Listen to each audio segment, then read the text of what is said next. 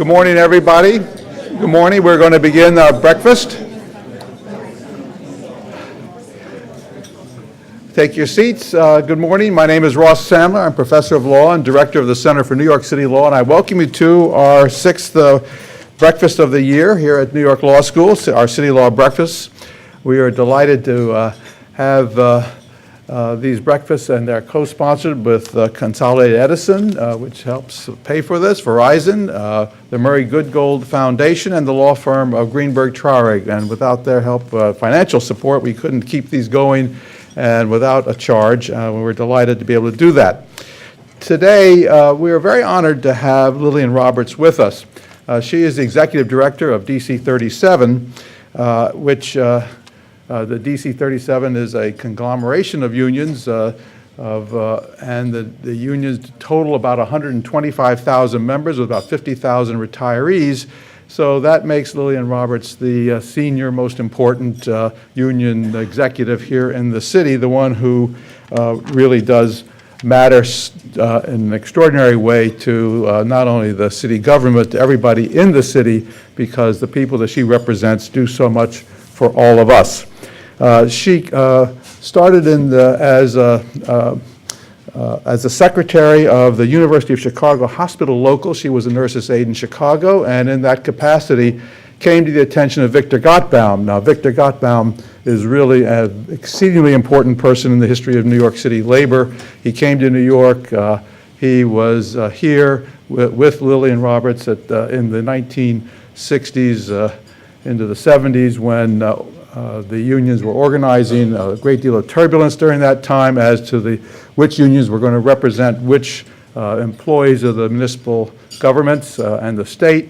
And during that very turbulent time, Lillian Roberts was very much involved with organizing, so much so that when she was leading organization with three state mental hospitals, Nelson Rockefeller was a governor, things became very difficult, and she was actually jailed for 2 weeks in violation of the Taylor Law, showing her strength and her willingness to fight so hard for the members of the union. She headed important positions, DC 37, left to become the secretary, or rather the New York State Industrial Commissioner, and then came back to the union in 2002, where she is now the executive director.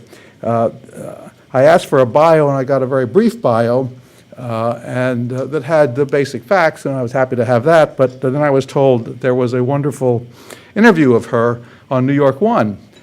So I went to the website. It's wonderful what you can do. You go to the website, and there it is, this long, about 15-minute interview where she's interviewed as the person of the week, or whatever it's called, the segment is, and absolute charming, tells a story about carrying a brick in her purse to defend herself against the people who might attack her.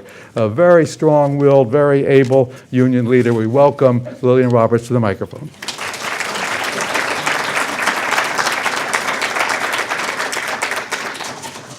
Thank you. Good morning. I guess I should feel a little intimidated with all these legal eyes looking at me, but I guess I'm not. I'm very pleased that I was invited because, as you know, and maybe you don't know, the press doesn't treat the union fairly.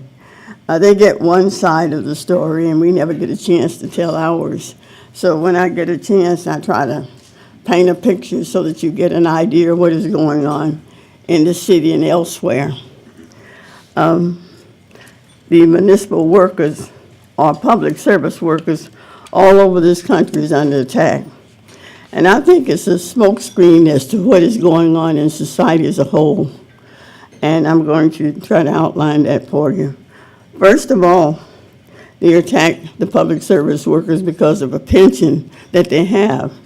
In our union, the average pension is like $17,000 a year. And I see it as just our workers paying a certain amount to have a little respect for themselves when they get older, because they certainly can't live in the city for $17,000 a year. They don't have the full Social Security because many of them don't make enough money to get the maximum of Social Security. So the average person in our union who retires after the age of 62 would probably have to live off of $28,000 or $29,000 a year. And sometimes you need public assistance to go along with that. So to raise that is a real problem. I think there has to be other things involved.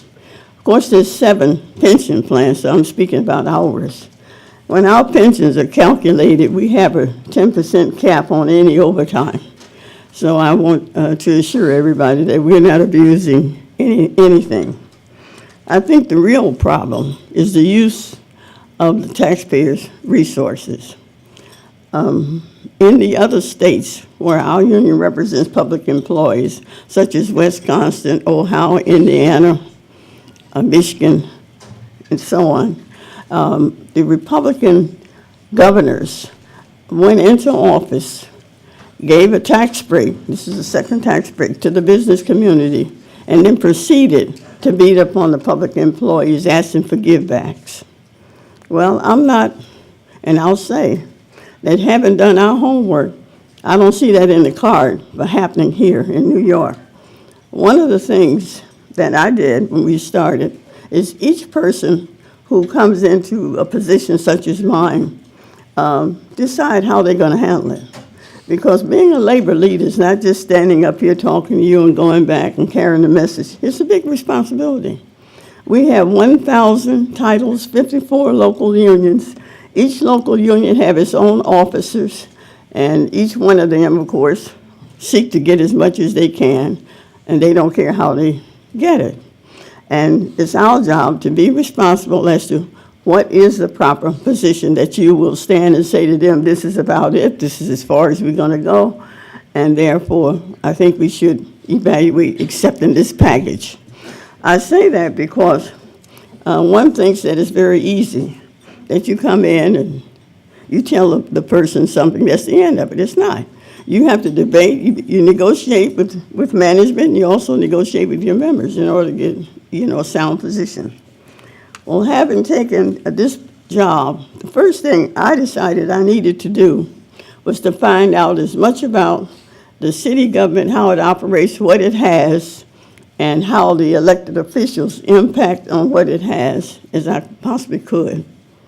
In the process, 8 years ago, when I came back from my retirement, and of course our union had a dark period there, and I came back to try to pull us back together, I found that this city had over 17,000 outside contracts with $10 billion of our budget involved in it. And I kept telling the mayor constantly, we have to do something about these contracts because these contracts was infringing on our social service jobs. Some of them was in clerical areas, some of them was in technical areas. You had people waiting on lists to be appointed in positions that they would never get because it was contracted out. And above all, every one of them paid more than the salary that we would have gotten. So it was not to save money. It was a political situation. I think the mayor at that point realized that we was telling the truth after he tried to hush it off. So he reduced the $10 billion to $5 billion. And then slowly, I guess after he thought I was asleep, he started creeping it up, and he doubled the $5 billion. So now we have over $10 billion each time we go to the table, while individuals are doing our jobs and paid a lot more money. I mean, such as $380,000 a year versus $100,000 a year.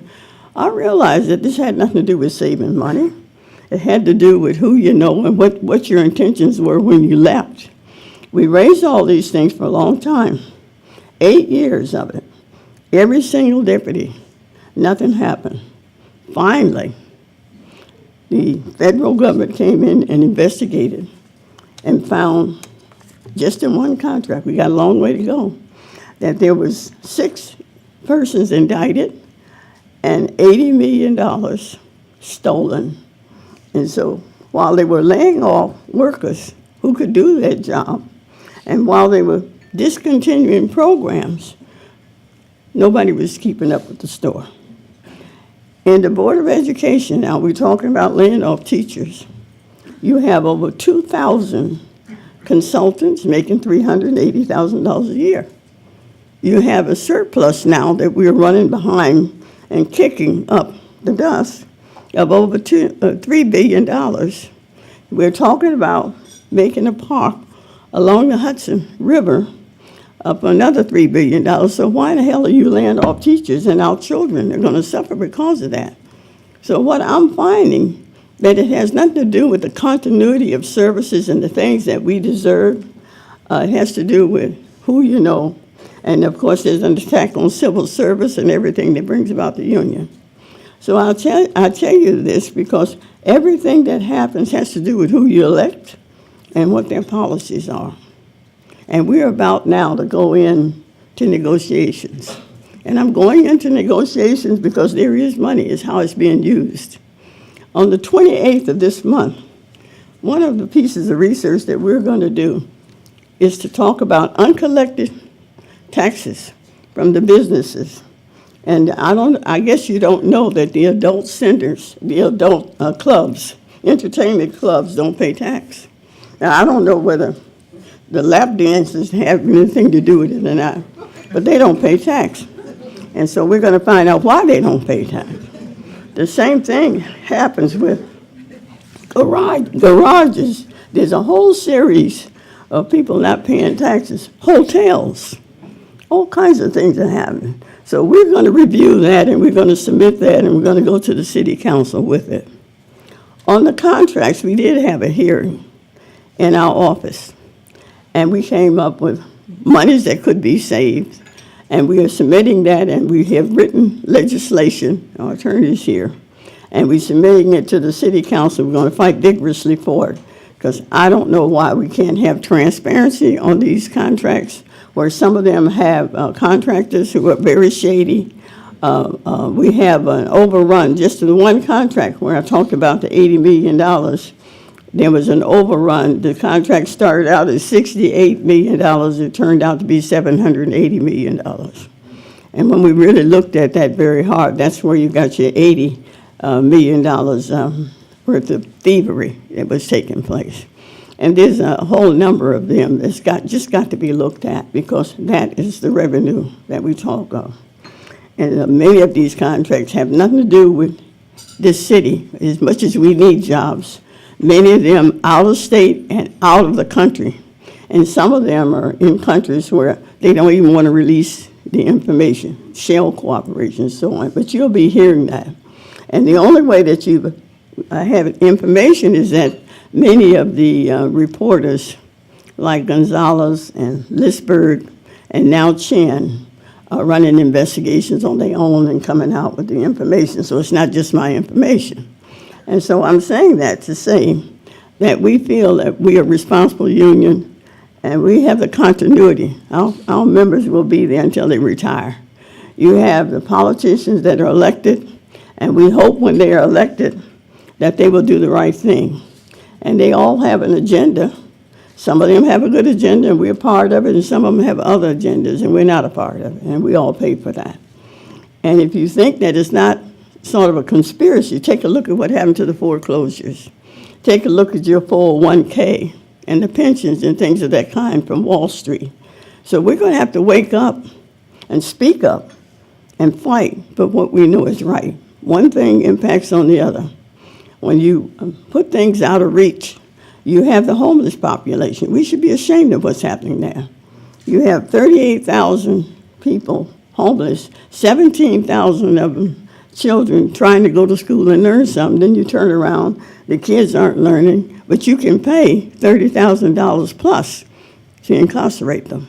And so it's time that we really take a look. We can't sit back and just think everything's connected. And we have to find our niche and how we fight it.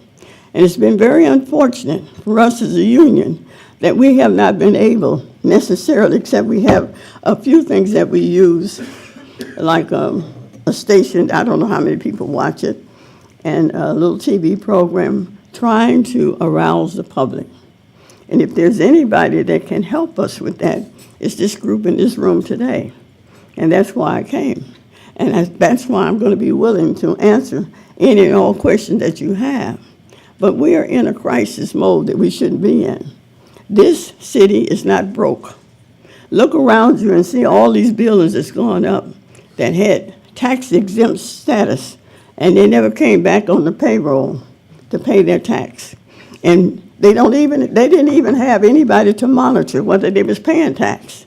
If they was caught, they said, bad boy, you start paying your taxes. Well, that's a tax break for them. We're not the only people to pay tax. They should be paying their tax. I'm not talking new taxes. I'm talking about what they should be doing now. If it was me or you, they'd haul us off to jail. You know that.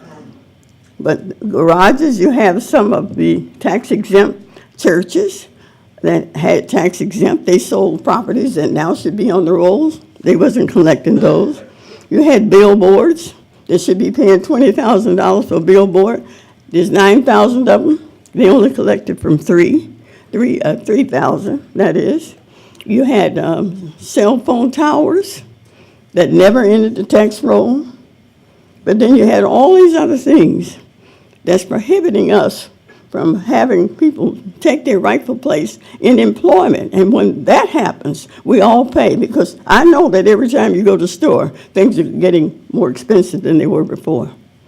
And the people here in this city has to eat like anybody else. I don't know if anybody's going to sit back and be nice about that. So you have policies and things that are not working for us. You have, when the union comes out and say something, in 8 years we fought this good fight on 10 different contracts. Now the controller is looking, and he's coming out with information. It's because the controller and the union, it's like it doesn't have credibility. I'm saying wake up. There's a lot of things going on that you can do something about. So I hope that I have sort of pricked your conscience a little bit, and you can raise questions with me because I can answer them. You're going to hear a lot from us as a union, because on the 14th of June, we're going to have another rally. People are very upset when they tell you the public doesn't care. The public do care, because now you're going to see a threat on your Medicare, your Social Security, everything that you have. It's rollback time for the greedy. They want everything. And so they start out with smoke screens so that they can reach and get it. You're paying attention to the wrong people.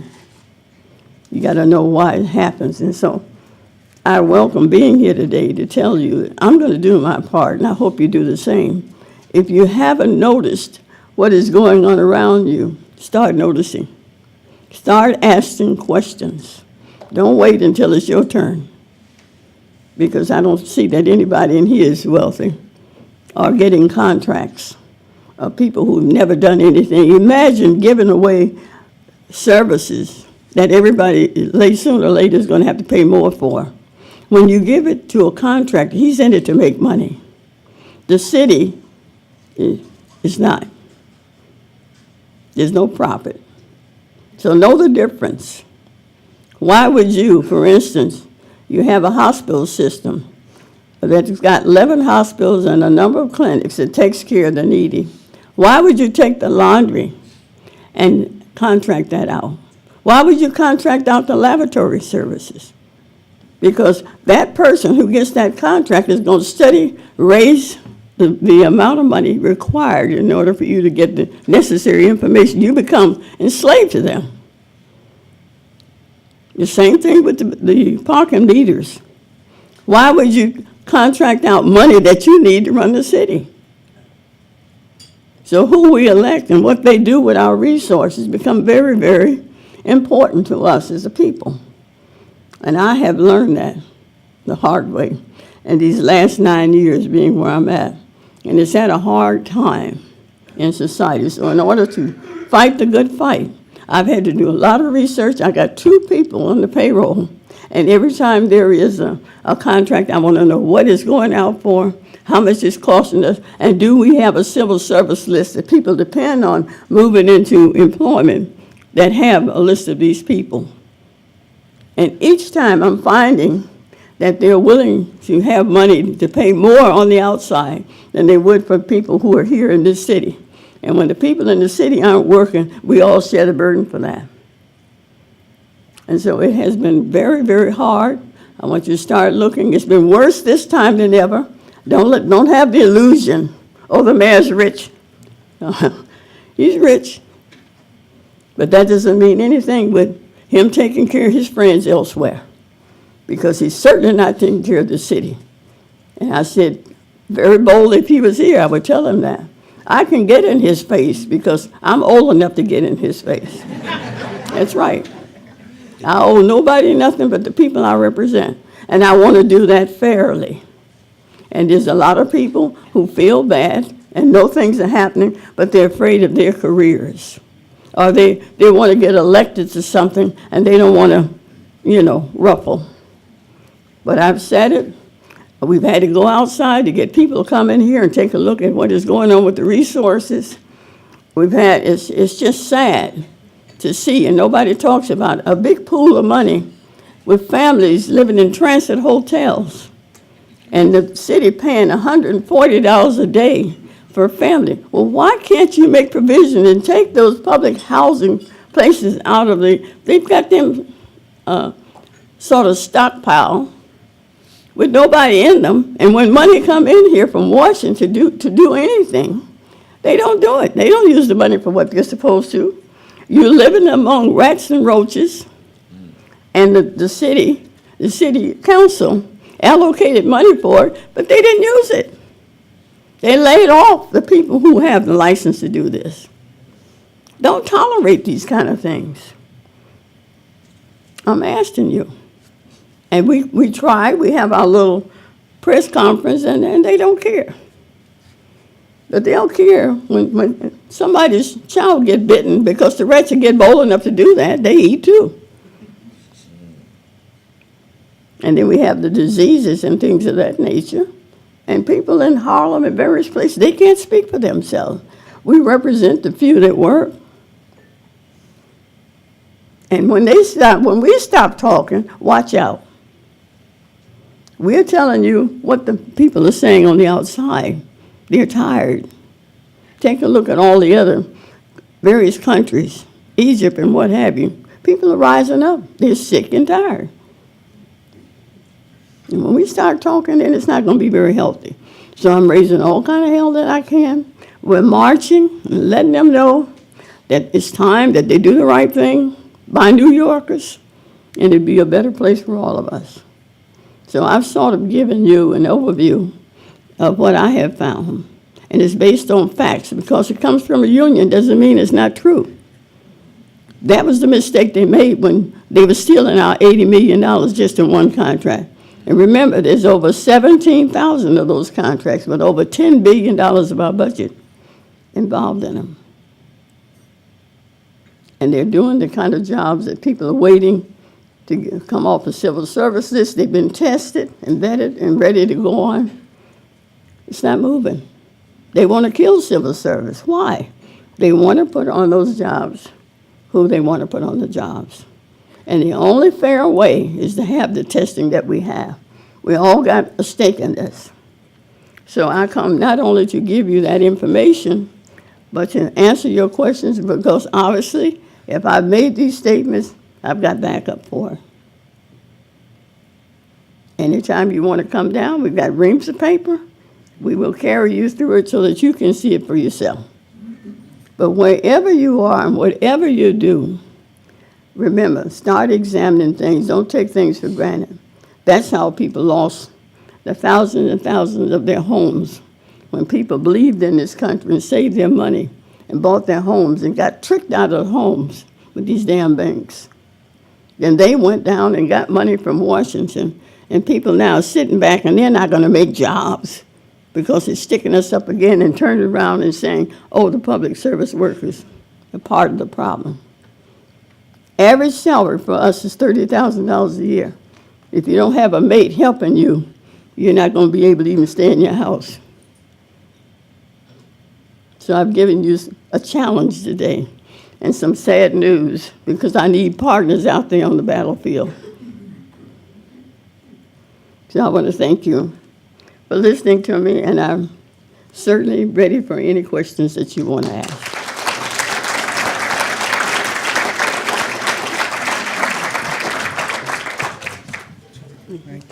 Okay, we have Councilman Robert Jackson, who has first question. Thank you. Well, first, let me thank the law school for putting forward these breakfasts, and as someone that attends all the time, I just say that I'm very thankful that these breakfasts occur in order to hear leaders in our great city come and speak and then answer questions.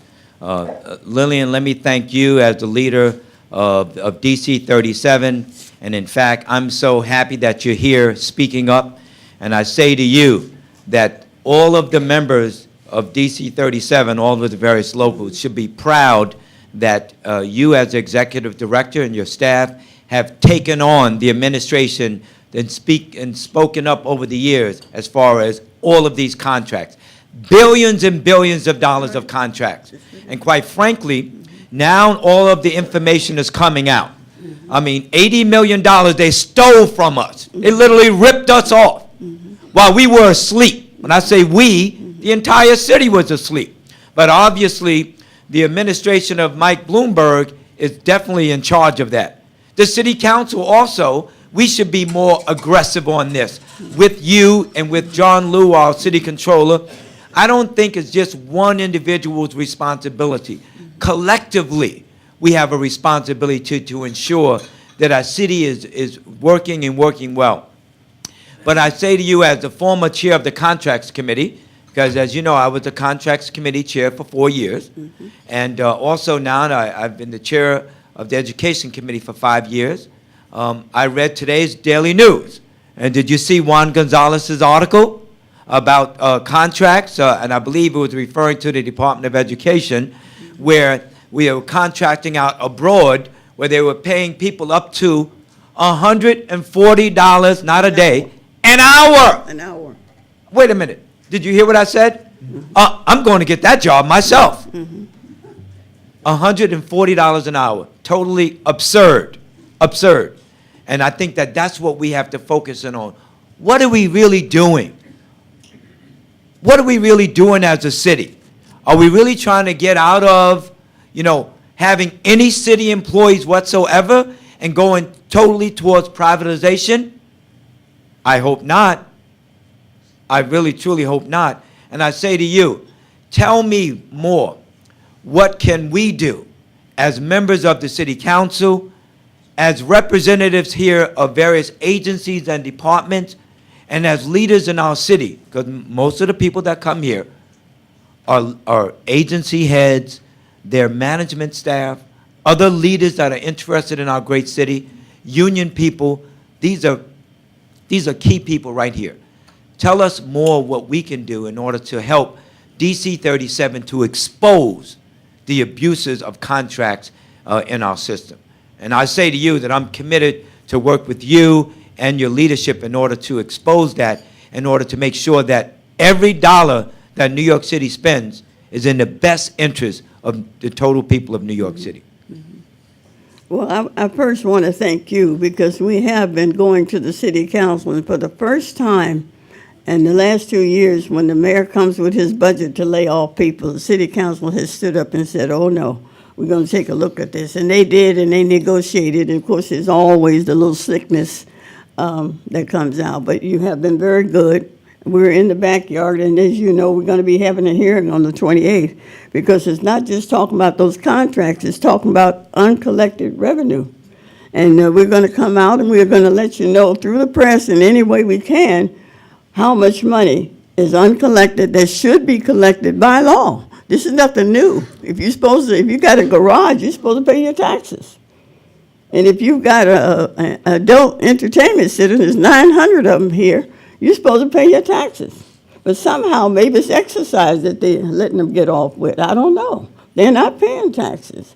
And if you got, there's so many things that we're going to come forth with in terms of finance, collecting the revenue, and then we will have a press conference centered around that, and we'll ask for a hearing on that. But you have been wonderful. I think the other thing is that you should dig a little bit deeper in the Department of Education, because we have there over 2,000 consultants, and they're making $380,000 a year. And here we're talking about laying off the teachers, and I think that's a smokescreen, because here they don't want to even go by seniority. If you bring new teachers in, who in the hell is going to teach them? So that they know how to relate to the population. It just needs to be a whole examination, because you can't run people like you run businesses. And I think maybe a whole hearing on how we see it, because we are always reacting to what they do, and we have ideas of our own. 3 years from now, the mayor won't be there. There'll be somebody else experimenting at the expense of everybody. So we really need to have some way of looking at what's occurring in the schools. Our children, I'm sick over it, because when a child starts becoming teenagers, they don't want to sit back. They can't even go to a movie. They're going to do things, get caught, they get a record. They can't get back into the system. It's insanity, and particularly if you're poor, you know. So you can help with that and any of the other projects that we have. As you well know, we always ask to have hearings, and we have a piece of legislation coming up in order to have transparency on these contracts. That's one thing that we really want to do, and we don't want it soft. We want it hard, so that we have to know the contracts and what kind of contracts and whether they work. We find that most of these things are not working at all. You heard about the subway system and the televisions in the subways. And this time, city time isn't working either. Ms. Roberts, can anything be done to pressure the Bloomberg administration into revealing their analysis of why an early retirement incentive would not be a good idea? It just seems to me on the surface that to lay off, say, 4,000 teachers and the peripheral costs of unemployment insurance, loss of medical care, loss of state and city taxes by those, that it would be much more profitable to offer a few $1,000s to the higher paid older workers to voluntarily step aside. And the mayor even endorsed a ERI in 2002. And why was it a good idea then, not a good idea now? And what is their rationale? I don't know what he's thinking, because he's, forgive me, I got a cold anyway, but, yeah, there is. This is what I get for beating up on him again.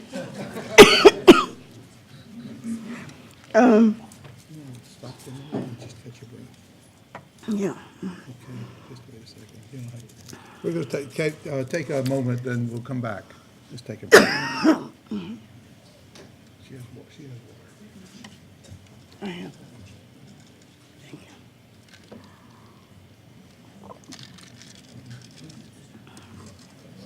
Now you can give me, frame that question for me. Where's the fellow who asked the question? Where'd he go? Yeah, rephrase it so we can, we don't have a reporter here who can read it back, so Okay. you're going to have to think of it, you're going to have to remember it yourself. I got it. You have it in your head? Okay. In 2002, Mayor Bloomberg endorsed an early retirement incentive that many people took advantage of. As of now, they are against it. And I'd like to know if the unions or the city council or anyone else can pressure them to give an analysis of why it would not be economically viable, feasible, and a great idea, as opposed to laying off, say, 4,000 teachers, having the society suffer the peripheral costs of unemployment insurance, loss of medical insurance, loss of state and city taxes of those people, as well as the demoralization of students in college, whatever. Why isn't an ERI a viable economic way to deal with this fiscal crisis? ERI means? Early retirement incentive or a buyout or whatever. Well, first of all, I think that's something that Brother Jackson here could work with us on finding out, because we mentioned it, but they're not interested in it. So maybe we should come with some kind of proposal and submit it through the city council so it can be heard and let them respond to it. Well, I have addressed Ms. Letitia James, city councilman, and yes. she put out a press Yes, release she did. asking this information, and I didn't see any follow-up or any follow-through either in the press or the city council.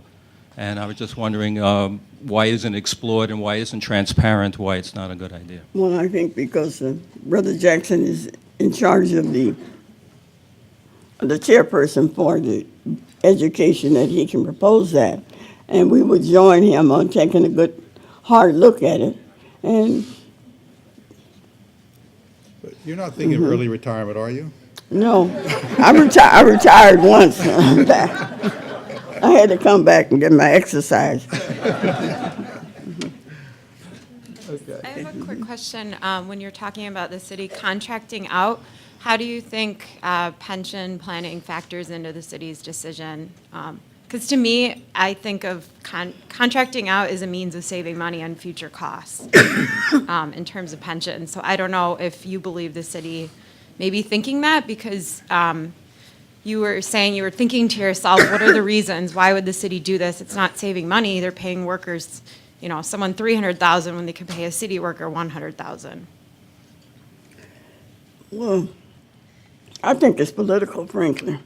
It has nothing to do with pensions or anything else. There's a category of people that, you remember when Wall Street got in trouble, you have a whole lot of people who were laid off from Wall Street. They're probably friends. He comes out of that. He comes out of that area. Many of them, some of them have skills and most of them don't. They're just there, waiting, I guess, to go back to Wall Street and do a sit again.